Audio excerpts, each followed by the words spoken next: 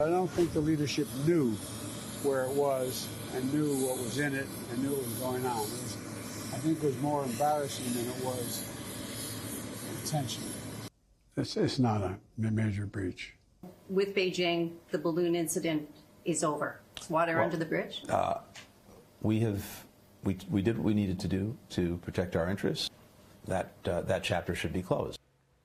President Biden and his administration downplaying the threat posed by that Chinese spy flight earlier this year.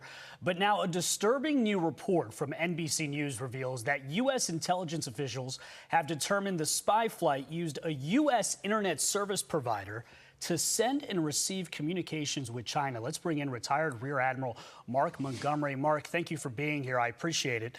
Let's start off with this NBC News report. It says that this spy craft was connected to an unnamed, in the report, U.S. internet service provider communicating in real time. What do you make of this new report, and what does this tell us about the capability of that spy craft?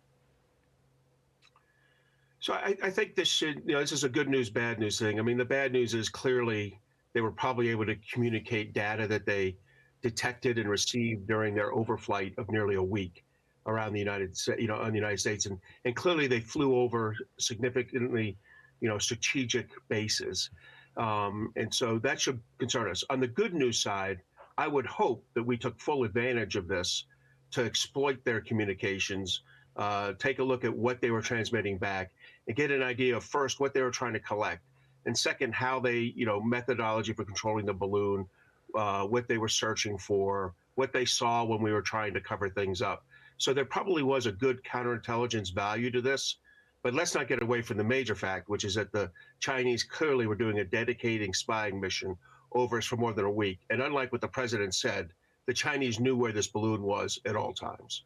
Yeah, and I wanted to know about your concern about connecting to a U.S. internet company. What does this say about the ability for foreign actors like China to connect to our internet like that? And what kind of concern do you see in that?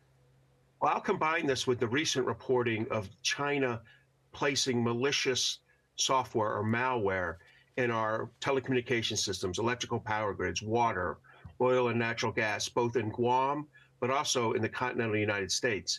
What that tells me is they're doing what's called operational preparation of the environment.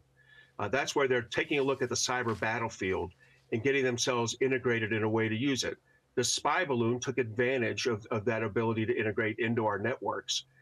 But probably even more concerning are these reports of malicious software being in there, because that can help them during a crisis or contingency impact U.S. critical infrastructure. What about these reports here about the fact that you have U.S. intelligence officials who say they're concerned? Well, actually, let's backtrack. Now that we know this, and we now know that an NBC News report that the administration wanted to keep this secret from the American people, and that they applied for the FISA order to try to get information from this spy craft. We don't know if it was approved, but what does it tell you that the administration was reportedly trying to keep this completely secret, knowing what we know now, particularly about the internet service provider, and despite the fact that the administration says that there was no additive value that this spy craft took from us? So two things. One, first, I would say there probably is a legitimate desire for the Chinese not to know everything we know. I'll give the administration a little bit of credit for that. When you're doing counterintelligence, that's a value. But I think also the administration was trying to hide that we had a major intelligence failure and not understanding where this balloon was headed, when it was still approaching Alaska, and what its intentions were.